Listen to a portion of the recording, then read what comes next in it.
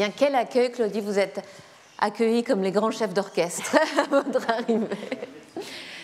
Eh bien, pour ceux qui étaient là à la dernière rencontre, nous quittons les rivages de l'histoire et de la guerre pour aller dans un lieu qui est apparemment protégé de l'histoire et de la guerre, un lieu qui ressemble à celui où nous sommes, en montagne, dans la nature, en forêt, face à la sauvagerie, face aussi aux humains et à ce qu'ils deviennent. Donc nous avons le grand plaisir d'accueillir aujourd'hui Claudie Hunsinger, romancière, lauréate du prix Femina 2022, autrice de nombreux romans, œuvre à la langue magnifique, au lyrisme assumé, peut-être à une forme de panthéisme, on pourrait le dire d'une certaine manière. Alors, vous avez publié beaucoup de livres, je l'ai dit, L'Incandescente en 2016, très beau livre sur votre mère. Les Grands Cerfs a suivi, livre bouleversant, sur une rencontre naturelle et surnaturelle, d'une certaine manière, entre une femme écrivain qui vit dans les Vosges, comme vous, qui a fait le choix de vivre proche de la sauvagerie, comme vous, et qui rencontre un clan de cerfs. Et donc, c'est cette rencontre, cette manière qu'a l'écrivain de pister ce clan des cerfs, elle n'est pas seule à le faire d'ailleurs, qui va faire l'objet de ce très très beau livre, Les Grands Cerfs, livre qui vous a valu le prix Décembre en 2019. Et je peux le dire parce que je faisais partie du jury, vous êtes un des très rares livres à avoir fait l'unanimité. Donc c'est pour vous dire comme ce livre a touché la manière dont vous nous faisiez entrer dans ce sentiment de sauvagerie, de non-domestication, qui est un de vos thèmes. Difficile de ne pas penser en vous lisant au chef-d'œuvre d'Henry David Thoreau, Walden ou La vie dans les bois. Et Un chien à ma table, donc ce livre dont nous allons parler aujourd'hui, s'inscrit dans le même mouvement. Nous sommes de nouveau auprès d'une narratrice écrivain, elle s'appelle Sophie, elle vit avec Grieg, et ils ont fait le choix de sortir du monde, comme vous l'écrivez, depuis 50 ans. Lui-même est sorti du monde presque un peu plus qu'elle, puisqu'il dort dans la journée et lit la nuit, donc il est même sorti du temps, d'une certaine manière. Nous retrouvons un lieu qui est le vôtre, qui s'appelle Bois-Banni, dans un hameau, une ferme, dans un hameau des Vosges. Comme dans Les Grands Cerfs, ce sera l'irruption de l'animalité. Ici, un animal moins spectaculaire que le cerf, puisqu'il s'agit d'une petite chienne, Yes, qui va arriver dans la vie de ce couple et qui va mener ce couple à s'interroger sur la vie, sur leur amour aussi, parce qu'il s'agit d'un vieux couple. Et je ne dis pas ça parce qu'ils sont vieux, mais parce que leur histoire d'amour est phénoménalement vieille. Elle dure. C'est aussi l'histoire d'un grand amour. Oui. Et de ce que signifie vieillir pour des Walden comme vous, qui ont fait le choix des bois et de la montagne plutôt que de la ville et de la vie sociale. Ce que signifie vieillir aussi pour une femme, une écrivain, qui sent parfois ses forces s'amenuiser, et son désir aussi. Avant de vous poser des questions, j'aimerais vous entendre un extrait du livre qui, donc, le couple dont je viens de parler vit avec plusieurs animaux, pas seulement un chien, et donc là, il s'agit de l'ânesse, elle s'appelle Litanie. Non seulement j'avais mal dormi d'être aussi serrée et mal dormi de joie, mais je me suis réveillée d'impatience bien avant mon heure habituelle, avant le jour, comme on s'éveille tôt le premier matin dans un nouveau pays. J'ai tâté à gauche, j'ai tâté à droite. Tout était réel. J'ai pensé, on va aller voir notre ânesse Litanie. On prendra le chemin qui fait le tour de la prairie. J'espère que la présentation se fera dans le calme. Mais j'étais sûre que la petite chienne, arrivée par le haut des moraines, avait déjà repéré la présence de Litanie, dont les effluves devaient infuser toute la montagne de leur compassion. Yes en avait éventé la bienveillance, et c'est pourquoi elle avait bifurqué vers notre maison. Le parfum d'un âne est magnanime. Non, ce n'est pas ça. Plein de mansuétude? Non, pas encore ça. De responsabilité? Oui, mais cherche encore. de pressentiment? Oui. Mais il manque quelque chose. D'irrémédiable? Oui. C'est un parfum qui a longuement réfléchi, qui s'approche doucement de vous comme d'un désastre, qui vous chuchote « Laisse-toi emporter, disperse-toi dans les herbes, lâche tout. Il est trop tard, ma chérie, trop tard pour tout, pour tant de choses. N'y pense plus. Respire la douceur de celle qui reste. » Alors, puisque le thème de Bibliotopia est cette année l'incertitude, est-ce aussi de ce sentiment d'irrémédiable ou d'incertitude qu'est née l'idée de ce livre, de votre incertitude à l'idée de pouvoir continuer à écrire? Oui, je pense que c'est comme ça. Je viens de lire dans l'exposition Colette une réflexion qu'elle avait faite. On lui demandait quel est votre prochain livre, et elle disait je n'ai jamais de prochain livre. Je pense toujours que c'est le dernier. Et je me disais c'est quelque chose un peu comme ça que je ressens.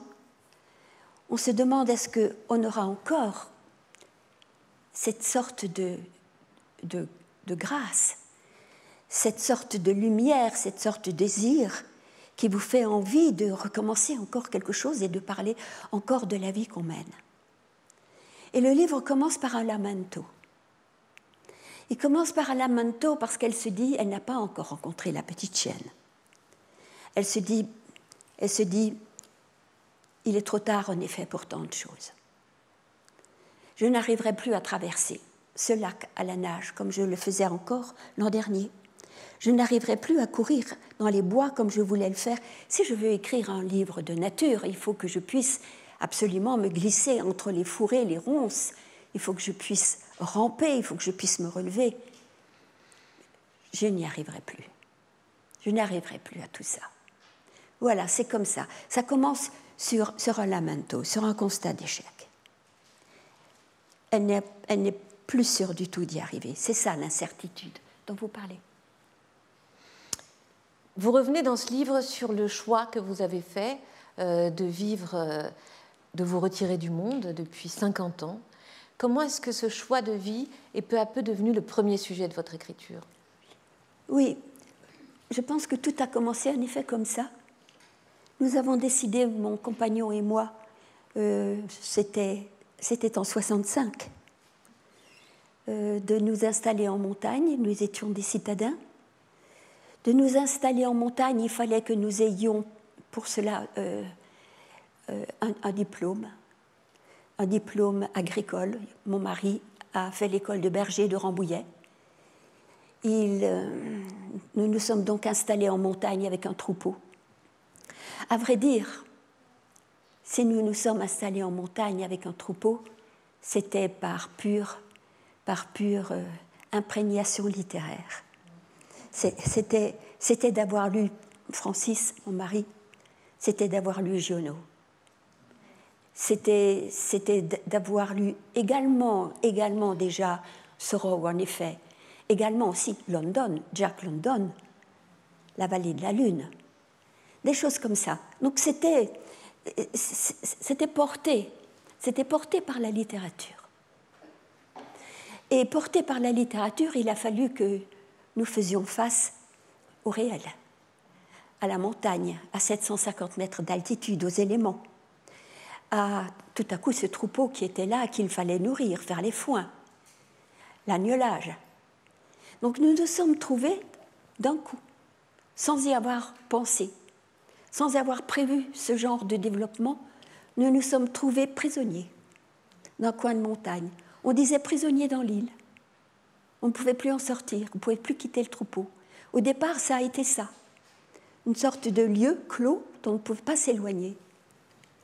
Et puis, très vite, le fait d'avoir à faire de l'élevage, c'était de l'élevage que nous faisions, à vendre les agneaux, et quelque chose qui nous a semblé impossible à continuer, à mener. Et nous avons très vite bifurqué c'était les années qui le permettaient. On était en 70, 65, 70. on a changé de troupeau, de race de brebis. On a cherché des brebis plutôt lainières, aussi bien en Suisse que dans les Pyrénées, qu'en Angleterre, qui sont tout à fait tournées vers la Nouvelle-Zélande et l'Australie. Et les races lainières d'Angleterre sont des races des toisons, des lainages sophistiqués, brillants, bouclés comme des perruques de l'or anglais.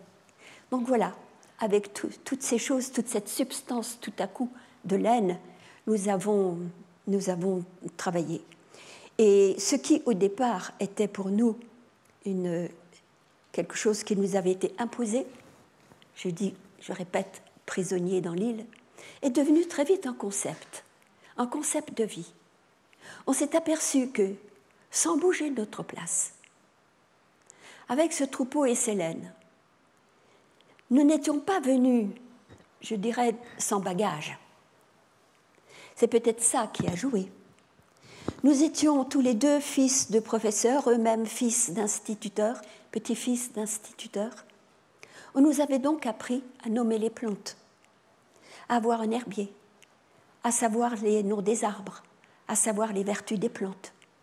Donc très vite et presque sans effort, mais avec beaucoup de curiosité, comme on aurait exploré, comme on serait parti en exploration, je dirais, dans une jungle, tout à fait à l'autre bout du monde. Nous avons exploré sur place ce qui s'y trouvait.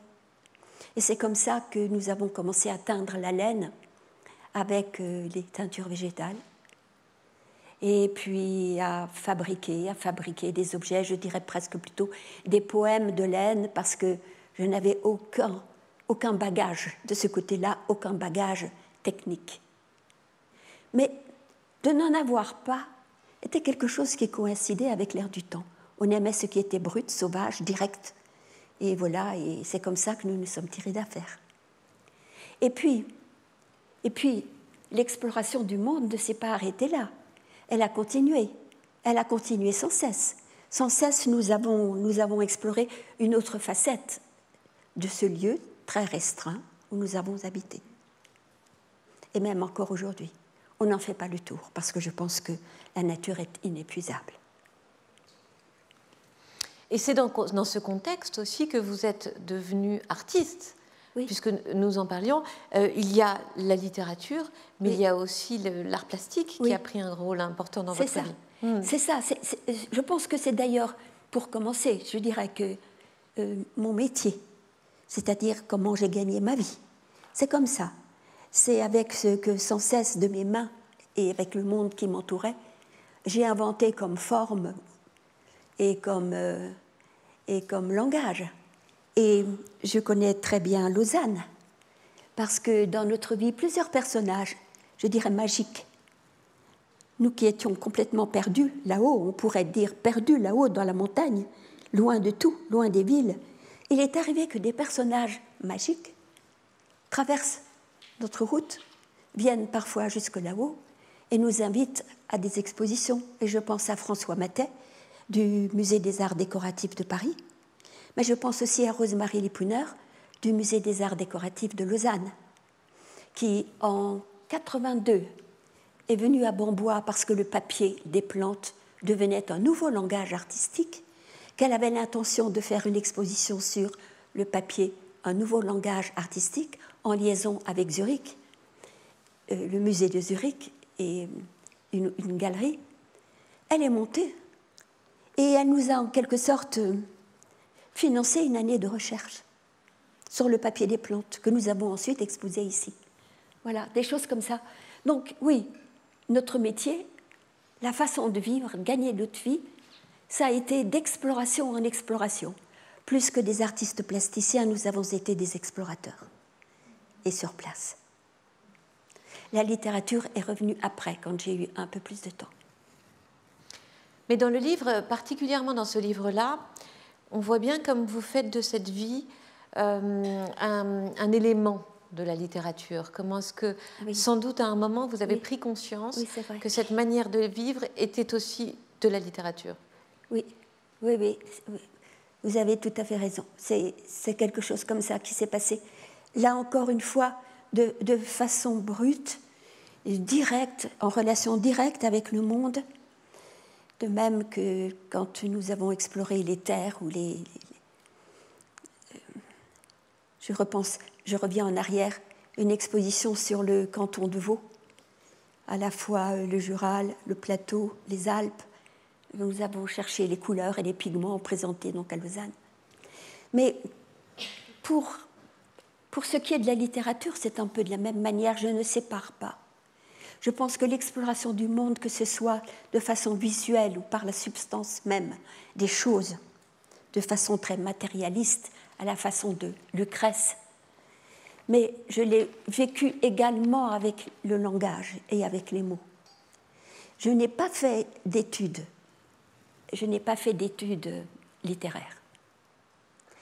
Ce qui m'a permis de me trouver en face de la littérature absolument comme devant également une jungle inconnue, à prospecter, sans théorie, empiriquement, direct.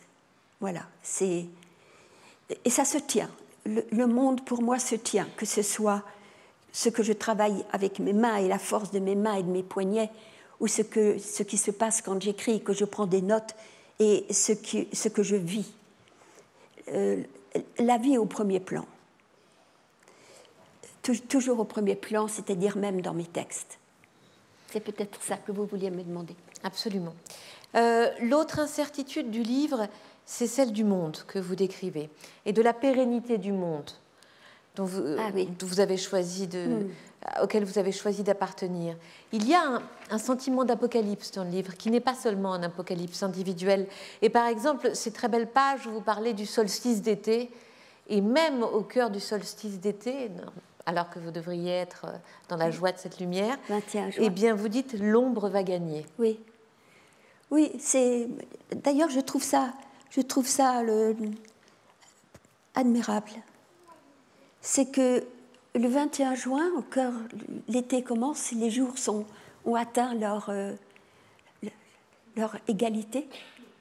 Eh bien, dès le lendemain, quelque chose recommence à descendre. Et ça, quand on s'approche un petit peu de la philosophie chinoise, on sait très bien qu'au cœur de ce qui est semble le plus magnifique accompli, il y a déjà... Parce que tout change, tout le temps, rien ne bouge, rien n'est stable, tout bouge. Donc, même au cœur de l'été, ça y est déjà, quelque chose est en germe. Et je pense que ça vient de là. C'est qu'au cœur de l'été, ça y est, les jours commencent à se raccourcir. Mais le solstice d'hiver, c'est quand on est au cœur de l'hiver. Moi, à chaque fois, je me dis, vers le 21 décembre, 1er janvier, 2 janvier, on croit qu'on est au milieu du gel. Eh bien non, les jours commencent à se rallonger. Donc, voilà, il y a quelque chose qui se passe là. Maintenant, pour répondre aussi à la question de l'incertitude du monde, moi, depuis très très longtemps, c'est un livre qui m'a accompagnée depuis très longtemps. Je pense à La nature des choses de Lucrèce. Lucrèce, il en parle de ça. Il dit que les murailles du monde, elles s'effondreront un jour. Il parle aussi de la peste qui entre. Il dit Moenia mundi, les murailles du monde, elles s'ébranleront. Voilà, donc on le sait ça. On sait qu'on est à la fois dans l'incertitude et dans le mouvement et dans sans cesse le changement. Enfin, il y a quand même cette extinction progressive des insectes que vous notez, que vous voyez, qui vous inquiète profondément. Oui. Oui, et c'est quelque chose à quoi je réfléchis un petit peu tout le temps, là, en ce moment. L'intitulé de notre rencontre parlait aussi de la puissance de la nature. Et j'ai tellement d'exemples sous les yeux d'expériences vécues de cette puissance de la nature qui est sans arrêt d'une ténuité et d'une fragilité en ce moment mise vraiment à l'épreuve. Et que cette puissance de la nature, mais sa fragilité aussi, demande notre participation. Et là, par exemple, je pense à un oiseau, le tarier des prés. Le tarier des prés est un oiseau, un tout petit passereau de la taille d'un rouge-gorge, et c'est un des plus grands migrateurs parmi les oiseaux qui soient. Peut-être celui qui accomplit le plus de kilomètres, qui traverse les déserts et les océans, pour revenir chaque année dans un pré en montagne, près de chez moi, faire son nid, y vivre l'été, y vivre d'insectes, de papillons, et puis repartir. Et voilà la puissance de la nature, d'un oiseau minuscule qui franchit les déserts et les mers. Et si l'agriculteur dont je vais vous parler n'était pas en relation avec cet oiseau, la puissance incroyable de la nature, quelque chose là se briserait.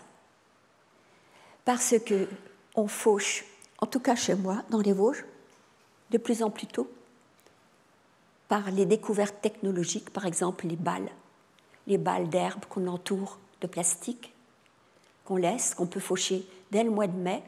Si on fauche dès le mois de mai, première coupe, deuxième coupe, troisième coupe, pas de fleurs. En plus de cela, il y a du lisier. C'est-à-dire le lisier sont des déjections toxiques quasiment pures qu'on répand sur les prés et qui tuent tout. Les larves, les insectes, les œufs des papillons, tout. Ce qui fait qu'on est, la vallée où j'habite est une vallée en tête des pratiques agricoles, de la technologie, et où il n'y a plus de papillons, et il n'y a plus d'oiseaux. Ce n'est pas du tout pour une question de réchauffement climatique, c'est simplement de pratiques agricoles, et aussi de monde qui demande toujours de faire plus de profit, et parfois on ne peut pas y échapper. Voilà donc ce pré magnifique que je suis allée voir en juillet, laissez-lui monter en fleurs, monter en graines. C'est là que j'y ai aperçu le tarier des prés. Et la personne qui m'accompagnait m'a dit « Je vais faucher tout autour, parce que si je fauche tout, ils sont morts. » Il n'y a plus que 3 couples de tariers des prés dans toute cette montagne. Voilà, donc je pense qu'il faut qu'il y ait une sorte de mise en relation entre les humains et aussi la nature, parce que nous la détruisons sinon. C'était une idée qui était très présente dans les grands cerfs déjà. Et vous dites d'ailleurs, quand vous définissez votre rôle d'écrivain, vous dites « je dois être sentinelle de l'autre monde ». Est-ce que c'est aussi pour raconter des histoires comme celles que vous racontez, que vous vous sentez ce rôle de sentinelle de l'autre monde? C'est-à-dire que ça va tout à fait ensemble, je pense. Être dévasté personnellement par la dévastation qui arrive vraiment à toute vitesse, on y arrive, voilà, c'est immédiat. Il n'y a même pas de temps qui a passé, c'est direct. Dévasté par la dévastation et en même temps ébloui par la beauté qui reste. Et pour moi, les deux ne vont pas ensemble. Je pense que si on n'est pas sensible à la beauté du monde, on ne la protégera pas.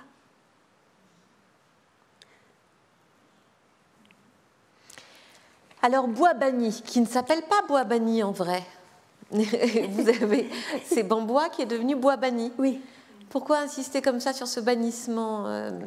Il y a un double sens. On peut le prendre de 2 façons. Oui, Bambois, c'est le lieu originel, c'est son nom originel, qui devrait d'ailleurs s'écrire B-A-N et pas M. Bois, c'est-à-dire les bancs du bois, les bois du banc banal, à tous, les bois de la commune. Voilà, Bambois, c'est ça. Et c'est en lisant d'ailleurs un philosophe que j'ai vu que par rapport à Bambois, je ne sais pas pourquoi il parlait de Bambois, il disait aussi que cela pouvait être les bois bannis. On peut le prendre de 2 façons, c'est-à-dire comme un bannissement. On est banni de la société, on est au loin, mais aussi on est banni de l'horreur de la société. Il y a quelque chose qui fait qu'on échappe à la société. Voilà, il y a 2 sens possibles. Alors, vous en faites un lieu assez fantasmatique pour le lecteur, parce qu'on ne sait pas d'où vient cette ferme et cette prairie. Ça a été aménagé par des Amish ou des protestants en fuite ou des hérétiques, on ne sait pas. Oui, Oui, je pense que c'est ça tout de même. Il y a en Alsace plusieurs vallées, toujours des vallées un peu reculées, qui ont abrité au XVIIIe siècle et parfois dès le XVIIe siècle des Amish ou bien tout près. Bon, il y a toutes sortes il y a des petites sectes qui venaient de Suisse, d'où mon nom d'ailleurs. Hunsinger, ce sont les ancêtres de mon compagnon.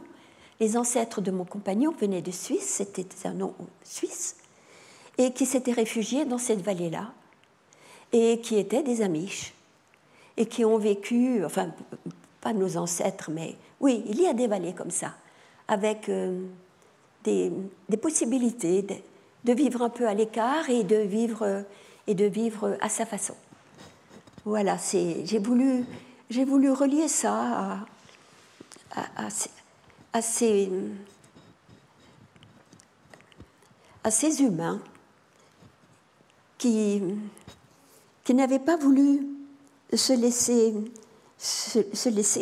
entre guillemets, corrompre, puis ensuite qui sont partis aux États-Unis.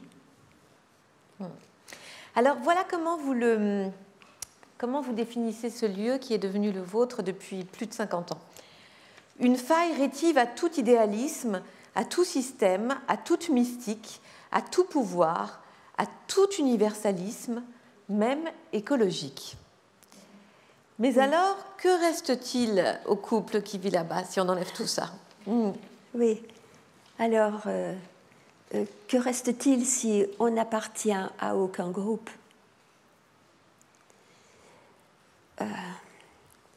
Je pense... Vous m'aviez posé la question. Je ne sais plus ce que je vous avais dit. Qu'est-ce qui restait ? Vous m'avez montré ce qu'il restait. À l'envers. Oui. C'était ça. Ah, absolument. Ah oui. C'est difficile à faire là parce que c'était un geste. Oui. Oui, il reste... D'abord, il reste, je dirais, la monade, le daimon, ce qu'on est tout seul, ce qu'on est d'unique. Pas un d'entre nous n'est semblable à l'autre. Il y a là quelque chose qui, pour moi, est important. Une sorte de... quelque chose de puissant et de fort et d'unique, qui fait que chacun est unique. Il reste ça, sans appartenir à un groupe, à rien, même pas écologique. Je crois que je n'ai jamais voulu apprendre ou faire partie d'un groupe. C'est pourquoi, sans doute, enfant, j'ai été une enfant terrible. Celle qui, dans la famille, avait le plus de fessées. C'était une façon aussi d'échapper à la famille. C'est une façon de revendiquer une sorte d'exception. Et par là aussi, peut-être, parfois, d'atterrir dans la poésie, d'arriver du côté des poètes, chacun une exception. Mais où est le sens ? S'il n'y a plus de sens, s'il n'y a plus de sens, plus de sens de société, plus de sens de religion, s'il n'y a plus de sens, semble-t-il, au monde, si on refuse tout, où est le sens ? Alors oui, je sais ce que j'avais fait. J'avais dit on peut faire comme ça, comme les enfants. On se penche, les jambes écartées, et on regarde le monde à l'envers, tête en bas. Et dans ce cas, que devient le monde ? Il devient un pur assemblage de volumes, de formes ou de couleurs, quelque chose qui danse, quelque chose d'une fraîcheur et d'une ingénuité, d'une nouveauté magnifique. Voilà. Il reste aussi ce que vous nous racontez dans ce livre, c'est-à-dire un dialogue que vous entamez avec des créatures qui ne sont pas des hommes. Nous avons parlé de Yes, la chienne, de la Ness, Litanie, mais il y a aussi une guêpe, des biches. On pense à saint François d'Assise quand on vous lit et quand on vous écoute parler de cette enfance retrouvée. Est-ce que c'est aussi ça qui a peuplé votre vie, ce dialogue avec les créatures autour de vous ? Oui, tout à fait. Il y a à la fois ce dialogue avec les créatures, oui, c'est tout à fait merveilleux. Certaines, la majorité, mais pas forcément la majorité, je n'en suis pas sûre, de créatures qui nous entourent. Parce que si on dit mon frère le loup, si on dit ma sœur la pluie, dans ce cas, il faut aussi dire ma sœur la tique, mon frère le virus. Je pense que la nature n'est pas que merveille. Je pense qu'elle est aussi violence, frayeur, gouffre. Voilà, et qu'il faut en avoir conscience. Et il m'est arrivé de me demander, qu'est-ce que je préférerais? Est-ce que je préférerais, si je me trouvais par exemple dans la forêt, être en prise avec un ours qui me déchire et qui m'avale, ou est-ce que je préférerais être en prise avec un être humain qui me voudrait du mal? Eh bien, je préfère l'ours. Je préfère l'ours parce que je mourrais sans haine. Je me dirais, c'est comme ça. Mais j'aurais vraiment horreur qu'un autre être humain soit capable de haine et de crime. Parce que je pense que nous sommes quand même, je suis désolée de dire ça, mais je pense que nous sommes un peu une espèce pathologique. Or, la violence dans la nature n'est jamais pathologique. Et pourtant, on voit bien dans le livre comment vous non, mais là, on pourrait, mais que vous luttez beaucoup contre la misanthropie, parce que c'est évidemment le risque aussi de cette vie-là. Tout à fait. Et vous écrivez, je suis pour l'humain dans le monde. Il est le grand personnage du roman de la Terre. Ah oui. Donc, il fallait, vous aviez besoin dans ce livre qui est un hymne à la nature, quand même mettre cette profession de foi dans l'homme. Oui, bien sûr. Bien sûr, bien sûr. Je pense que dans le livre, celle qui croit le plus en l'humain, celle qui pousse la narratrice à recommencer un livre, celle qui arrive juste au moment où il faut qu'elle réécrive un livre, elle se demande, je n'y arriverai pas, je ne pourrai pas en réécrire un. Le prochain, il n'existe pas. Et cette petite chienne arrive, l'entraîne dehors alors qu'elle croyait qu'elle ne le pourrait plus, l'accompagne, l'emmène, mais jamais trop loin. Elle n'aime pas cette petite chienne que Sophie, la narratrice, aille trop loin. Elle lui mordit les chevilles absolument comme fait un chien de berger à une brebis pour la ramener à la maison. Ne va pas trop loin, ne quitte pas le langage humain, ne t'aventure pas vers les autres langages. Et c'est cette petite chienne qui reste jusqu'au moment où la narratrice, ça y est, s'est installée. Elle n'a plus 3 incipits, elle n'en a plus qu'un. Ça y est, le roman démarre. C'est à ce moment-là que la petite chienne disparaît, comme si elle avait accompli son travail, son devoir. C'est cette petite chienne qui croit le plus en l'humain. Les chiens sont de grands humanistes, ils y croient encore. Alors, puisque vous parlez de cette petite chienne, et vous écrivez des très belles pages sur cette chienne et l'amitié qui lie la narratrice à la chienne, et il y a donc ce moment de discussion entre... Oui, c'est vrai, c'est fou ce que... Nous avons évolué ensemble, les chiens et les humains, voilà, tout en restant différents. J'insiste beaucoup, ce ne sont pas des enfants, ce ne sont pas nos enfants. Ce sont des êtres à part avec leur monde et qui ont évolué en nous laissant à nous la part du langage et eux s'occupant plutôt de l'ouïe et de l'odorat et de la course. Voilà, nous évoluons ensemble. Voilà, donc là, ce soir-là, le soir, quand on allait au lit toutes les deux, Grieg, encore à l'étage, retiré dans sa chambre, lisait. Yes et moi, on se parlait. En aucun cas, je ne cherchais à lui voler son animalité. C'était elle qui lorgnait du côté de mon humanité. On avait de longues conversations. Elle adorait que je lui parle comme je parlais à Grieg, avec cette mélopée qui sortait de mon gosier, avec ma langue, l'humaine. Elle avait vite repéré les mélodies de notre langage, à Grieg et moi, mélodies qui l'excluaient. Alors quand je lui parlais comme à Grieg, avec des inflexions, des hésitations, des reprises, quand je lui disais des choses qui étaient de notre musique, elle en avalait sa salive d'émotion. Elle en avait les yeux embués. Elle aurait été, de toutes nos chiennes, celle qui vénérait le plus ce que je représentais. Malgré son épisode aux mains d'un zoophile, c'était une petite chienne profondément humaniste, dans la mesure où elle adorait ce qui, prétendument, nous distingue, notre parler. Très sensible au logos. Elle avait l'air, à notre contact, d'avoir découvert son existence et d'adorer son pouvoir. Et puis, il faut quand même quitter un peu les animaux pour revenir vers Grieg, qui est l'autre très beau personnage du livre. Il dit à un moment n'avoir jamais été à sa place dans le monde. Mais ce n'est pas un constat tragique, c'est seulement ainsi qu'il l'a choisi. Il est souverain, délabré, insolent, vous écrivez.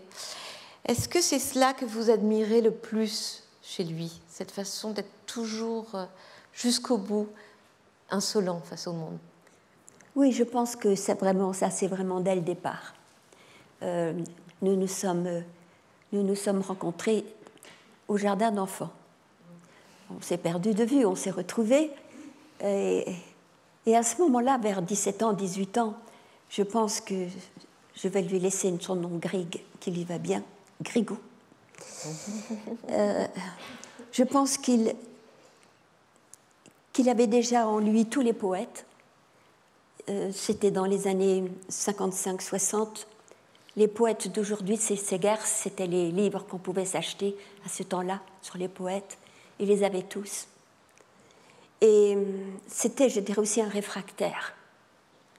Voilà, c'est quelqu'un un réfractaire, c'est quelqu'un qu'on ne peut pas briser, qui résiste à tout, qui résiste, je pense, là encore une fois, je répète, le monde marchand, la société, parfois les convenances aussi. C'est un personnage qui est réfractaire, irréductible aussi. C'est lui qui m'a appris à dire non. C'est quelqu'un du non. Moi, j'ai appelé cette petite chienne Yes. Je suis tout le contraire. Je suis tout le contraire. Mais je pense qu'en même temps, dans ma vie, il a été extrêmement important que j'ai toujours quelqu'un qui, derrière moi, se soit plus ou moins moqué de moi. C'est très important, quelqu'un qui ne vous prenne pas apparemment au sérieux et qui cherche toujours à vous mettre un peu en danger, au risque, et puis qui vous cherche de telle façon qu'on crée tout de suite la complication, tout de suite l'opposition. Est-ce que tu es sûr que ce que tu penses est juste? Et il te trouve toujours l'opposition. Voilà, je pense que c'est ça, Grieg. Vous m'avez dit que vous l'aviez appelé Grieg en hommage au compositeur? Oui. Voilà, oui, il y a Grieg. Oui, et en particulier, ce que je connais de Grieg, de Edward Grieg, c'est quelque chose qu'il a osé rajouter à une sonate de Mozart. Et là, c'est une sonate à 4 mains, je ne sais plus son numéro, mais que j'ai entendu jouer par Martha Argerich et Piotr Anderszewski. Et après, j'ai écouté Richter la jouer, mais sans la rallonge de Grieg. Et finalement, je crois que je préfère avec la rallonge. Il y a quelque chose d'extrêmement joyeux. Voilà. Alors, il y a quelque chose qui lie évidemment le couple, c'est la littérature, inlassablement. Lui, il lit énormément, elle écrit et elle lit. Vous avez des très belles pages, notamment sur Tolstoï. Oui. Vous avez une photo de Tolstoï dans votre bureau. Oui, ça c'est très particulier d'ailleurs, Tolstoï. C'est une amie qui est russe d'ascendance, qui est allée sur la tombe de Tolstoï et qui me parlait de cette tombe de Tolstoï, et elle me disait, la tombe de Tolstoï, mais c'est peut-être 1 centimètre de terre qui sort de la prairie. Rien de plus. Et puis elle m'avait aussi donné une photo de la tunique de Tolstoï, juste une tunique en métis, c'est-à-dire mélange de lin et de coton ou de chanvre. Voilà. une tunique de moujik. Et j'ai parlé aussi de Tolstoï parce que c'est très, très étrange cette histoire. J'avais écrit dans le livre précédent, Les Grands Cerfs, que la narratrice, qui est aussi un peu moi, c'est toujours un double, avait, en marchant dans la forêt, découvert ce qu'on appelle, il y avait de la neige, un lieu, une logette, on dit une logette, une loge, où un animal, un cervidé, s'est couché et est resté là un moment. La neige a un peu fondu. Et quand j'ai découvert cette loge dont le cerf était absent, il n'était plus là, mais je savais qu'il venait d'y être, je m'étais installée là et assise un peu comme un cerf, et je m'étais dit, voilà, moi je suis le cerf. Et puis j'ai senti, voilà, les bois pousser et tout ça. Et je croyais que c'était quelque chose qui m'était particulier. Et pas longtemps après, j'ai lu Les Cosaques, c'est plutôt Grieg qui m'a donné le livre des Cosaques, il a lu bien, bien plus que moi, et il m'a dit, regarde ça. Et dans Les Cosaques, qui est un des premiers livres de Tolstoï, raconte comment le jeune Tolstoï était parti en Ukraine et avait chassé avec quelqu'un, avait débusqué un cerf qui était parti. Lui, Tolstoï, le lendemain était revenu, avait découvert le buisson d'où s'était échappé le cerf, y avait pénétré, avait découvert la logette, s'y était installé, avait imaginé qu'il était le cerf, qu'il était même le moucheron, qu'il était le cosmos. Voilà. Alors, moi, parfois, en tant qu'écrivain .en possible, je me suis dit, je croyais que ça m'était réservé, ça, en tant que femme, c'est-à-dire de me sentir plus proche et capable d'identification, plus facilement, en tout cas, que les hommes. Eh bien non. Voilà. Vous avez un rapport très intime aux écrivains. Et c'est frappant dans les livres, vous en parlez comme des gens qui, un peu, avec plus d'affection, mais comme un randonneur qui traverserait la prairie. Et Tolstoï qui passe dans sa blouse grise, ou Kafka, ou Philippe Roth, ou Rilke, ils apparaissent comme ça, de manière intime. Oui, je pense que ceci vient de la solitude.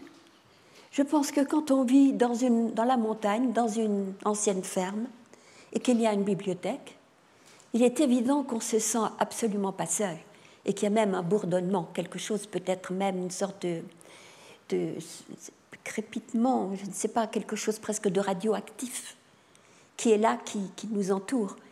Et évidemment qu'on n'est pas seul. Évidemment, s'il y a une bibliothèque, ils sont là. Évidemment, aussi bien tout récemment, hier, je relisais Somos contos, contandos, contos. Se répandent. Oui, voilà. Et voilà, oui, ils sont là. Et le grand problème, disons l'inquiétude que nous avons, c'est par rapport à nos enfants? Non, pas d'inquiétude avec nos enfants. Que deviendront nos livres? Non, ils savent, ils ont aussi une bibliothèque. Mais que deviendront nos petits-enfants qui lisent moins, qui lisent presque pas, qui sont avec des tablettes? Dans ce cas-là, que deviendra Anna Karénine? C'est des questions qu'on se pose. Un chien à ma table, c'est un hommage à une écrivaine qui vous accompagne depuis longtemps, Janet Frame, qui a écrit ce très beau Un ange à ma table, qui est devenu ce très beau film de Jane Campion. Oui. Et pourquoi lui rendre hommage jusqu'au titre comme ça? Oui, alors là, je découvre aussi que le monde est plus vaste que je ne le pensais en sœurs. J'ai plus de sœurs que je ne pensais. Janet Frame,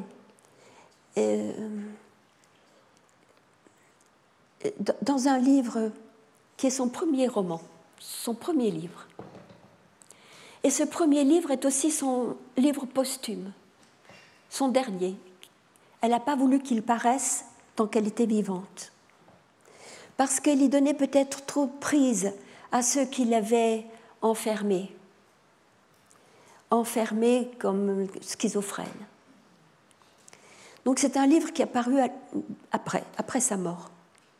Et dans ce livre, elle raconte à quel point elle, qui a quitté la Nouvelle-Zélande pour l'Angleterre, est un oiseau migrateur. Comme elle a beaucoup plus d'affinité, soit avec les nuages, soit avec les oiseaux, et combien le genre humain, ses semblables, lui semblent, eux, des étrangers. Voilà, c'est ce sentiment d'étrangeté face à ses semblables et ce sentiment de proximité, d'adhésion, d'identification qu'elle a avec tout le reste du vivant, qui a fait d'elle, pour moi, une sœur. Mais là, je vous en parlais aussi tout à l'heure. J'ai découvert aussi tout récemment que Rosa Luxembourg, qui a fait énormément de prison, avait comme seule compagnie, dans le jardin où elle pouvait sortir, une mésange. Et comme elle discutait avec cette mésange, et comme elle avait écrit qu'elle souhaitait sur sa tombe, on lui avait demandé « Que souhaiteriez-vous qu'on inscrive sur votre tombe ?» Elle avait dit « Zoui, zoui ». Seulement ça. Voilà. La fin du livre rend Sophie à sa solitude. Et tout d'un coup, cette ouverture qu'a été le livre, qui a accueilli tant de voix, tant de chants, tant de lumière, tant de musique, se referme dans l'ombre d'un bureau et dans la solitude d'une femme qui va commencer à écrire. Est-ce que c'est aussi ça le sujet du livre, la solitude irrémédiable de l'écrivain ?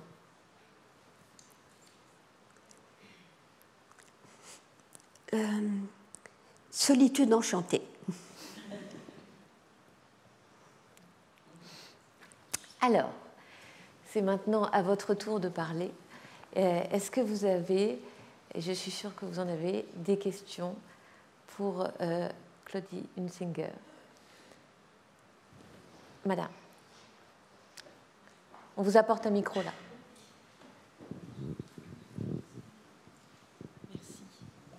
Alors, tout d'abord, merci beaucoup pour tout ce que vous nous avez révélé et pour la douceur avec laquelle vous vous exprimez. Moi, je voudrais savoir, dans le monde tel que votre monde que vous nous présentez, quelle est la place ou quel est l'accès que vous avez ou la relation que vous pouvez avoir avec l'actualité, avec le monde politique, avec tout ce qui est notre réalité au quotidien, aussi en ce moment. Oui. Voilà. Oui, vous avez raison de poser cette question, parce qu'on ne peut plus, on aurait pu penser il y a 50 ans, mon compagnon et moi, que nous allions dans un coin où une cabane était possible et on pouvait s'abstraire un peu de la société.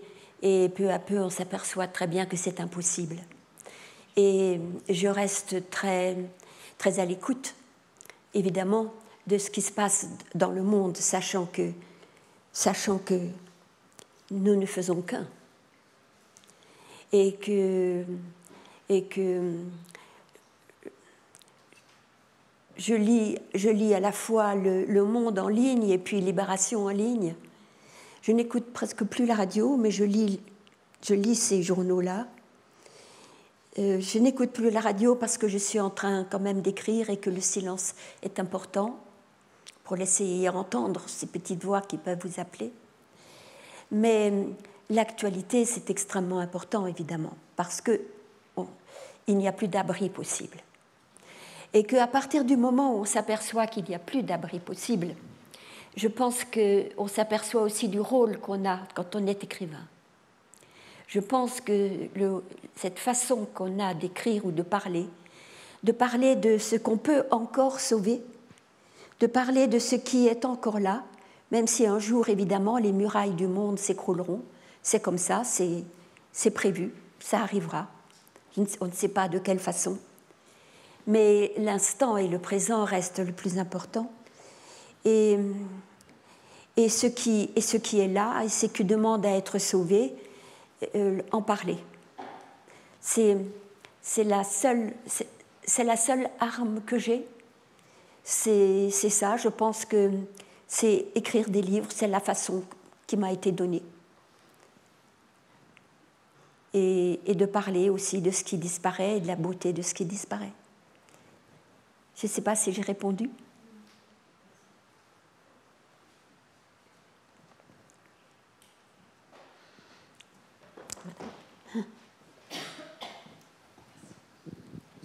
Merci beaucoup. C'est un très très grand plaisir de vous entendre aujourd'hui dans ce très beau dialogue d'ailleurs.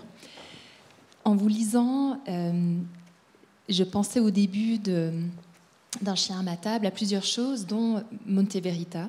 Et donc Monteverita. Ah oui.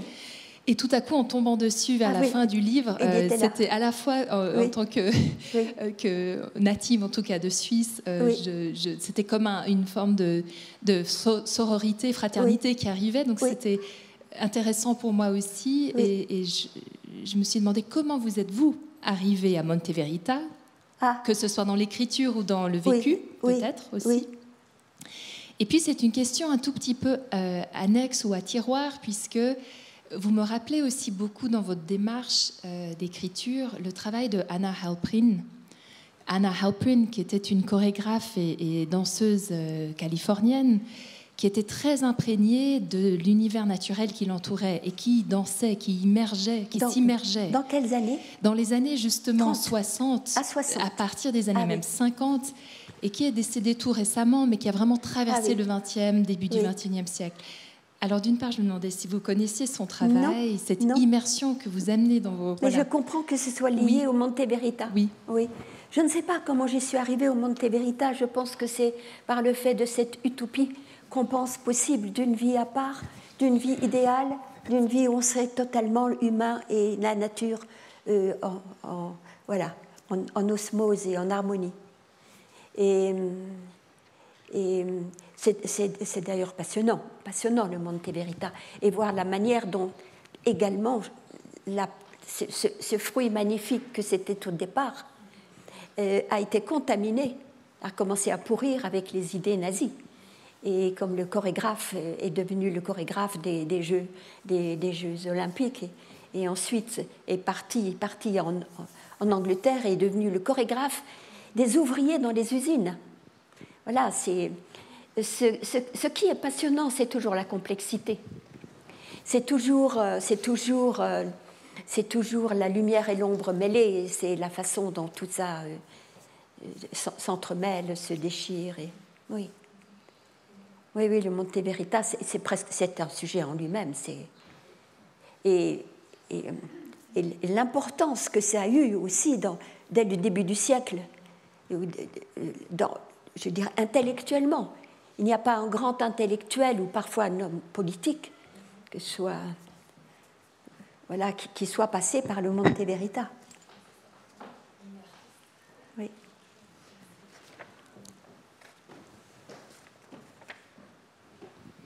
Merci. C'est une question peut-être plus technique sur votre façon d'écrire et d'aborder vos romans. Parce que pour moi, vous êtes fondamentalement une poétesse, pour moi, je sais pas. Mais néanmoins, il se trouve que vous écrivez des romans. Oui. Et c'est pas de la tarte. Donc, quand vous commencez, savez-vous où vous allez? Eh bien non. Merci. Alors, en effet, je viens de la poésie. Toute petite, déjà, ma mère, on avait 4 ou 5 ans, on allait cueillir des framboises sauvages. C'était pendant la guerre, on cherchait tout ce qu'on pouvait trouver, framboises ou myrtilles ou fraises des bois. Et je me souviens très bien du poème qu'elle nous apprenait, qu'elle nous faisait après, dont elle nous faisait trouver des variantes. C'est un poème de Claudel. C'est « Comment viens-tu, grâce de Dieu? Par la porte ou par la fenêtre ?» Elle dit « Avec le feu ». Elle dit « Avec de l'eau fraîche, un gros bouquet de roses fraîches. » Et alors nous disions avec un gros bouquet de fraises rouges, ou bien avec un gros bouquet, voilà. Donc j'ai été absolument construite, je dirais ossifiée, complètement par la poésie et les poètes jusqu'à 14 ou 15 ans. Et je suis, même ma forme maintenant, adulte, ma forme c'est le roman. Et là, je cite toujours, parce qu'on me pose parfois cette question, je cite Roberto Bolaño, qui lui aussi a commencé avec des poèmes. Là, on s'en aperçoit parce que son œuvre complète vient d'être publiée. Il a commencé par des poèmes et ensuite il a continué par Les Détectives sauvages, par exemple, ou bien 2666. Et il dit que pour lui, aujourd'hui, la poésie, elle se cache dans le roman. Alors, elle se cache aussi dans les champignons, il faut le savoir.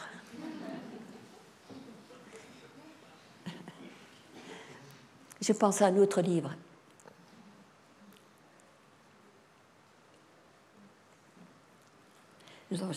Anna Sting, voilà. Vous avez mentionné vos enfants, vos petits-enfants. Vous m'entendez, madame? Non, je ne vous... Ah voilà, je vous... Oui, oui. Non, oui, ça y est, je vous vois. Oui, vous avez mentionné vos enfants, vos petits-enfants. Comment s'intègrent-ils dans votre vie actuelle? Dans ma vie actuelle, ils s'intègrent de façon très différente de la façon dont ils se sont inscrits, je dirais, dans notre vie plus jeune. Nous nous sommes installés en montagne, beaucoup de neige à cette époque, nous n'avions pas de 4x4, la commune n'avait pas de chasse-neige et pas d'école, donc voilà, on n'avait pas pensé à ça. Et si bien que mon fils a été élevé par ma mère, c'est pour elle vraiment une grande chance, et ma fille par ma sœur aînée, parce qu'on mettait les enfants en commun. C'était tout naturel. Donc en ville, tous les deux, Strasbourg et Colmar. Et je suis assez contente que tous les deux soient devenus réalisateurs de films documentaires, c'est-à-dire qu'ils aient choisi une vie à l'aventure, une vie à la force du poignet, de l'invention. Voilà. Pour en revenir aussi à la façon dont je commence un roman, je n'ai pas répondu. C'est très, très, très étrange ce qui se passe. Là, il y a peu, avec la fin de l'année 2022, j'ai dit que j'allais un petit peu arrêter de tenir la main à un ange à ma table. Je vais un petit peu le laisser suivre sa course tout seul, sans moi. Et j'ai pensé que j'allais commencer autre chose, parce que c'est important aussi de se remettre à écrire. Et écrire, ça devient une sorte de façon de vivre. Et on respire tout à fait autrement quand on se met à écrire, à commencer quelque chose. Alors, ce qu'il y a de très étrange, pour moi, ça se passe comme ça. Quand je décide, je me dis maintenant j'arrête, je recommence quelque chose d'autre, il me semble que j'entre dans un cercle magique et que tout ce qui m'arrive n'arrive plus tout à fait de la même manière, et que tout prend sens, et que ce renard que j'ai vu, ben, il a passé si vite que je n'ai pas vu que c'était un personnage, mais il est revenu. Ou ce pianiste qui a passé, je me suis rendu compte que non, je n'allais pas le laisser repartir comme ça, j'allais le séquestrer. Voilà, c'est comme ça que ça démarre. Parce que tout à coup, ça prend sens. Tout prend sens. Sens romanesque.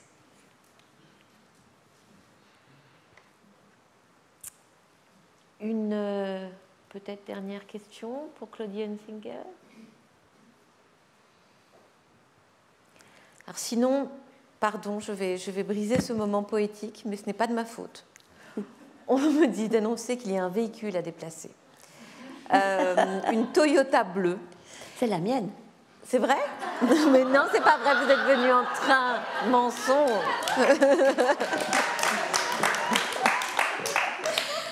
Une Toyota bleue immatriculée VD. Ah, c'est quelqu'un d'ici. VD 371 338.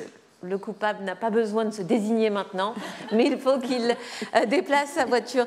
Merci beaucoup, Claudie, pour ce très beau moment. Merci, Ariane. Et vous allez signer maintenant. C'est ça. Claudie Hunsinger va signer son livre là-haut. On y va.